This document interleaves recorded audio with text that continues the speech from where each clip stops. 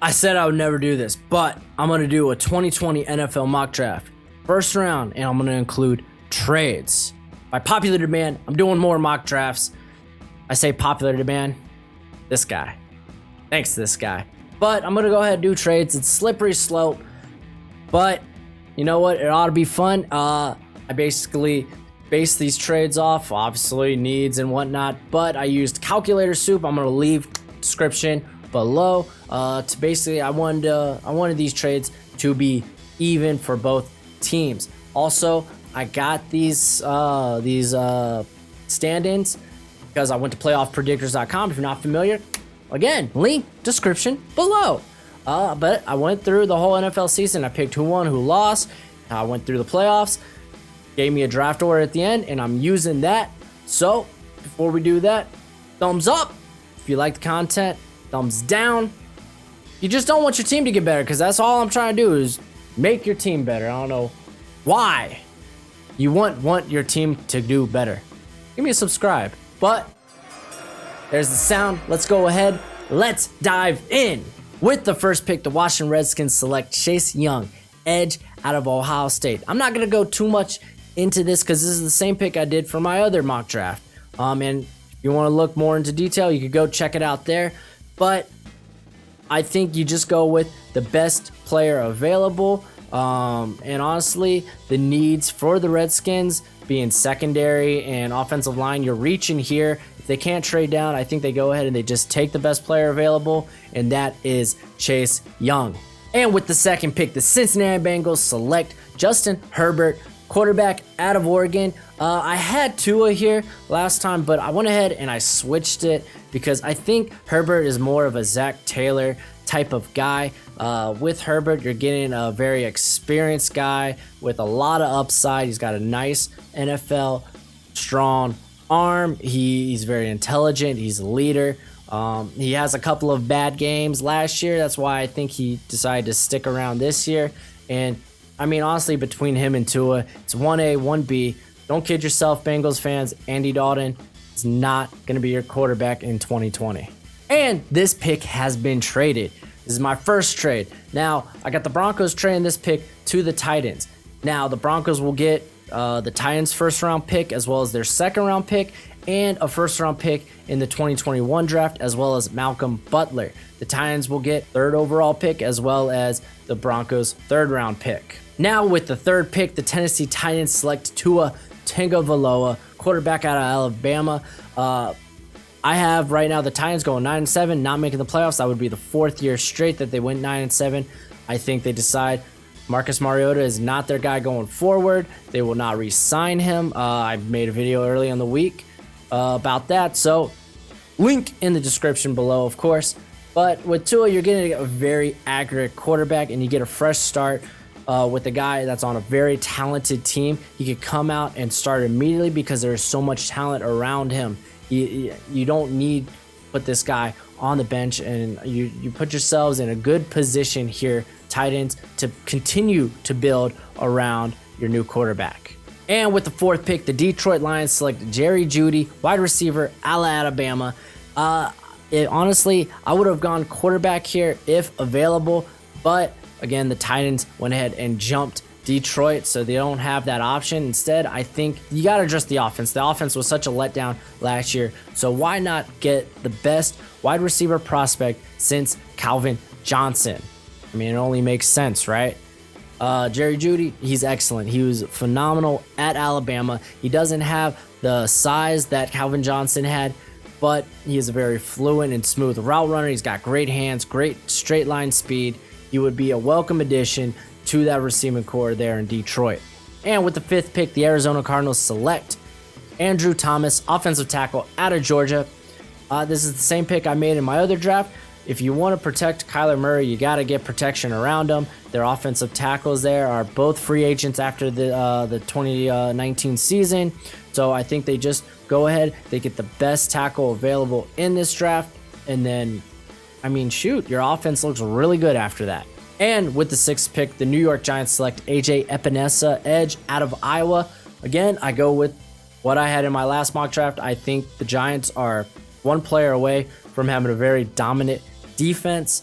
and they just need a pass rusher. And Epinesa, honestly, he could be vying for that top edge spot with Chase Young. These guys are both very talented, very scary, and Epinesa is just a monster, and he would be a very welcome addition to that Giant defense. And with the 7th pick, the Carolina Panthers select Grant Delpit, safety out of LSU. Honestly, Grant Delpit is the best secondary prospect in this draft. He is going to be a monster. He's a future Pro Bowler, and I think Carolina, they kind of addressed the front 7 of that defense in the 2019 offseason through free agency and through the draft. So I think here they go and address the secondary. And with the 8th pick, the Buffalo Bills selected Jalen Reagor, wide receiver at TCU. I love Jalen Reagor. I think John Brown is not the answer in Buffalo. I don't think Cole Beasley is the answer in Buffalo. They get a true number 1. Jalen Reagor, there's not a smoother route runner in this draft. There's not a faster receiver in this draft. I think he is easily the 2nd best receiver in this draft. And with the 9th pick, the Tampa Bay Buccaneers select Bryce Hall, cornerback out of Virginia. I think the secondary still needs a little work, and they go ahead and they address it with Bryce Hall. You could go edge here, but there is not an edge talent available, or at least for this value. It's a very thin edge class.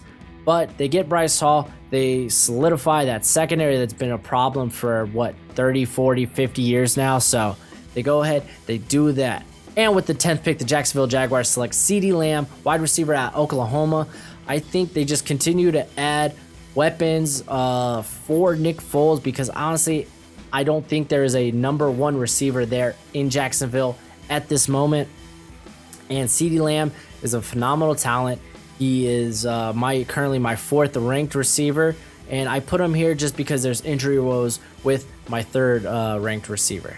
And this pick has been traded. The Dolphins trade this pick to the Saints. The Dolphins will get the Saints 1st rounder and 3rd rounder this season, as well as a 1st rounder and a 2nd rounder in the 2021 draft. The Saints will get this pick, the 11th pick, as well as a 3rd rounder in the 2021 draft. And with the 11th pick, the New Orleans Saints select Jake Fromm, quarterback out of Georgia. I think they go ahead and they draft the quarterback that will be the heir apparent to Drew Brees. I didn't really like how Teddy Bridgewater looked in that season finale last year against Carolina, because he was facing backups and he looked okay. He looked pretty mediocre. So I think they go ahead and they get their true replacement for Brees. And with the 12th pick, the Las Vegas Raiders select Laviska Shenault Jr., wide receiver out of Colorado. With the quarterback off the board, I think the Raiders would be very content with Derek Carr. I think they just go ahead, they grab a weapon, because Antonio Brown is getting older.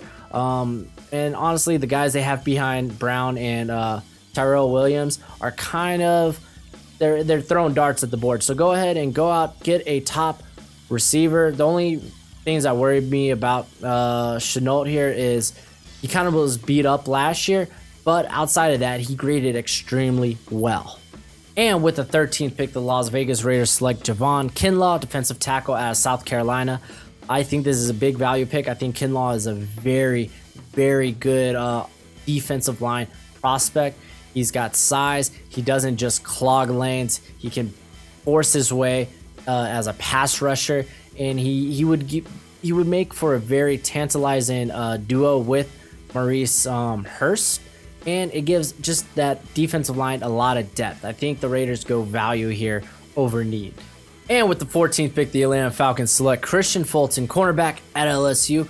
Now with Grady Jarrett's contract being, that whole contract situation being solved, I think the Falcons could go out and they could draft a need. There's no one worth drafting right now at edge. So I think likely they would try to trade down, but I don't think there's a player right now any team's willing to trade up for. So they go ahead, they address another need, which is secondary. Christian Fulton was the best corner on his team last year, and that was with Greedy Williams on his team. I think he's right up there with Bryce Hall as top corner in this draft, and that would be great value for the Falcons. And with the 15th overall pick, I have the Pittsburgh Steelers selecting C.J. Henderson, cornerback out of Florida. The great thing about C.J. Henderson is he's got a lot of versatility, so he could play anywhere in the secondary. And honestly, that the Pittsburgh Steelers, they've been looking to solidify the secondary for about 7 or 8 years now. So I think they go ahead, they get a playmaker. He is a playmaker there at Florida, as well as a shutdown corner. He allowed no touchdowns last season. So this would be a very good pick for the Steelers. And with the 16th pick, the Houston Texans select Trey Smith, offensive tackle out of Tennessee. I think they continue to add pieces to the offensive line. They're not just done yet after this past season. They go ahead, they get a guy that who could, honestly, he could play tackle, he could play guard. Right now, I have him currently as my second ranked offensive tackle on the board, just because this offensive tackle class has got a lot of question marks, a lot of red flags.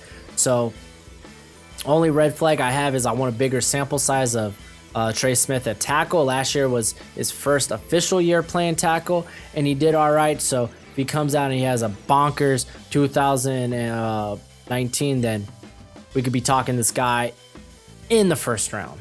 And with the 17th pick, the New York Jets select Shaheem Carter, safety out of Alabama. Honestly, Shaheem could play anywhere in the secondary. Again, I love versatility. He plays that star position there at Alabama, the same position that made Mika Fitzpatrick a first-round player, a first-round prospect. I think Shaheem Carter has that type of ceiling. He could play free safety. He could replace Marcus May, who's played okay. He's been pretty average. Or he can help the corner position, because the corner position has been a nightmare for the Jets. With the 18th pick, the Dallas Cowboys select T. Higgins, wide receiver out of Clemson. I think the Cowboys will sign Dak to that big contract. So go ahead, get him more weapons, get him playmakers. It doesn't hurt. And with Higgins, you're getting a guy with a crazy, monstrous combination of size and speed. With the 19th pick, the San Francisco 49ers select Trayvon Diggs, cornerback out of Alabama. Secondary is probably the biggest glaring need for the Niners, so I think I just have them going ahead and getting the best player available. Diggs, I want to see a bigger sample size, but in the 6 games we saw last year before he got hurt, he was phenomenal. He showed great athleticism, great quickness, and great instinct. And with the 20th pick, the Denver Broncos select Tyler Badez, center out of Wisconsin. This is the pick that they got from Tennessee. I think they go ahead, they take best player available. That would be Tyler here. He is ranked as the best center in college football for the last 2 seasons, and that'll be 3 seasons when it comes draft time here. I think they go ahead and they'll kick Connor McGovern back to right guard, where he's more comfortable at, and they replace him with Tyler. Pick has been traded. The Ravens trade this pick to Cleveland. The Ravens will receive a first round and a third round pick this year, as well as a 4th rounder in 2021, while Cleveland will get this pick and a 5th round pick in 2021. And at pick 21, the Cleveland Browns select Walker Little, offensive tackle out of Stanford. Now, I have Cleveland jumping Minnesota because they suspect Minnesota will probably go offensive tackle, and we all know that Cleveland desperately needs an offensive tackle. Now, with Walker Little, they get a plug-and-play type of player here. He is only red flag with him is he's not that athletic, but he's been very consistent and very good there at Stanford. And at pick 22, the Minnesota Vikings select Tristan Wirfs, offensive tackle out of Iowa. I had in my last mock draft the Vikings selecting Walker Little. He's not available. The Browns jumped over the Vikings to get him. So I think they go ahead and they get the upside that is Tristan Wirfs. He is extremely strong. He just needs to work on his pass protection. He is extremely athletic. He just needs to work on his technique. Like I said, there's a ton of upside to him. I do have Trey Adams from Washington ranked higher than Tristan Wirfs. I just, in my head, if I was a NFL owner, I don't want to risk taking Trey Adams because of all the injury woes with him. He's had injuries to his back and to his neck. Those are huge red flags, and I think that takes him out of the first round. And the pick has been traded. The Colts trade this pick to the Chiefs. The Colts will receive the Chiefs' first rounder and third rounder this year, while the Chiefs will get the 23rd pick as well as a 5th rounder in the 2021 draft. And with pick 23, the Kansas City Chiefs select Jeffrey Okudah, cornerback out of Ohio State. Now, I had the Chiefs getting Jeffrey here in my last mock draft, I think in this mindset, I feel that the Eagles need a corner. The Seahawks wouldn't mind taking a corner. So I have Kansas City going ahead and trading, jumping both those teams so they can secure this guy. I mean, Ogata, I wouldn't put him, he's in that second tier of corner for me. While he is phenomenal as an athlete, he doesn't have great ball skills. If he improves upon those, I think he gets into that discussion for top corner. I think he is a first round pick though, hands down. And with the 24th pick, I have the Seattle Seahawks selecting Albert Okwuegbunam, tight end out of Missouri. Now, I said this in my last mock draft. I think Seattle are going to try to improve upon their playmakers, and that starts at tight end. Alberto, I think he is the closest thing to a first-round tight end here, so I could see a team definitely probably reaching to get him. But there are a couple of other tight ends that could vie for that top spot. But I think right here, Alberto is the first tight end taken off the board. And with the 25th pick, the Philadelphia Eagles selected Jack Anderson, guard out of Texas Tech. I think the Eagles continue. You saw it this year when they traded up to get Andre Dillard. I think they continue to try to plug holes, or at least plug future holes in their offensive line. After the 2019 season, their guard Brandon Brooks is a free agent. So I think they go ahead and try to replace him with a guy who is extremely strong, extremely athletic. I mean, extremely athletic. I think he is a low-key first-round talent. I think he's going to be flying under a lot of guys' radars, but come draft time, he might gain a lot of steam. And with the 26th pick, the Los Angeles Rams select Curtis Weaver, edge out of Boise State. I think I undervalued Curtis Weaver when I go back and I look at some of his tape. I think with me he is probably one of the most polished edge rushers after Epinesa and Young. I just don't think he has much of a ceiling. I think he's kind of already not peaked, but he's close to it. And we kind of saw that with Christian Wilkins from Clemson this past year that the Dolphins selected. He not saying he is a bad prospect. He is a very good prospect, but I think what you see is what you get. He won't really improve from there. But in such a thin edge rusher class, I think Weaver's stock honestly could fly, because you don't know what you're getting with these other guys. These guys have ceilings. You know exactly what you get with Curtis Weaver, and he is a monster. The pick has been traded, and the Broncos trade back into the first round with the Chargers. The Chargers will get the second rounder the Broncos have, as well as a 2021 fourth round pick, and the Broncos get this pick.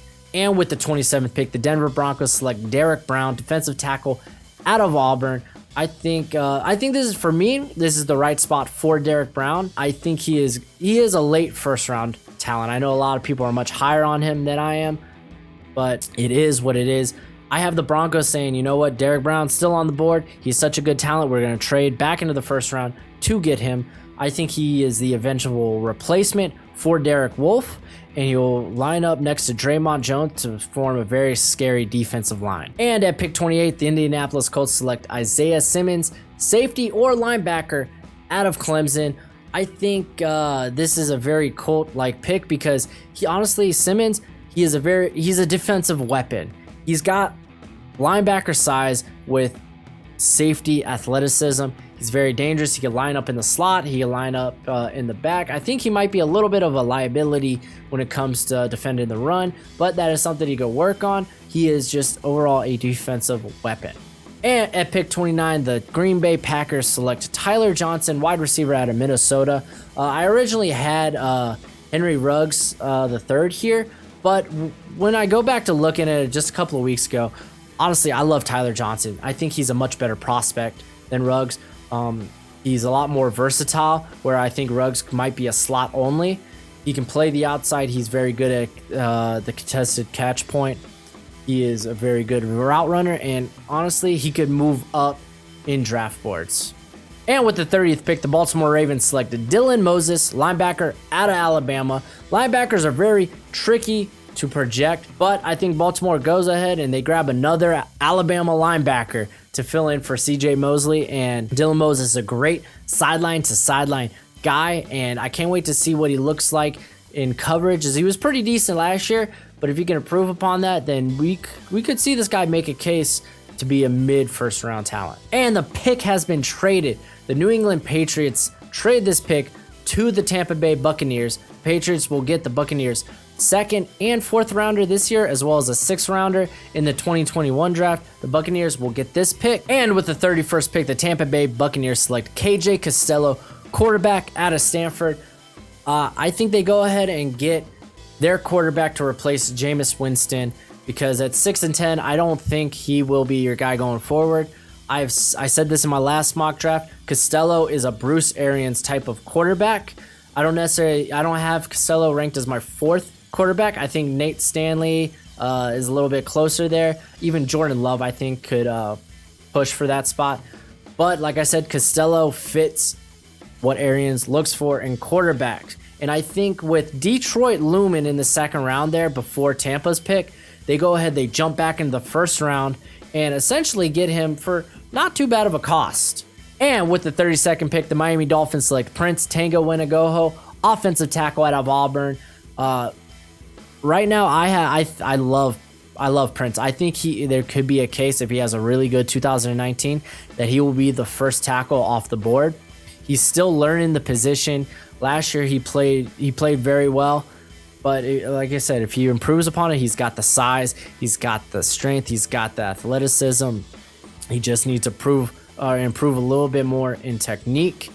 There could be a case for Trey Adams to be this pick out of Washington, but like I said earlier, the injuries to the back and to the knee scare me. They're too big of red flags for me to risk a first round pick on him.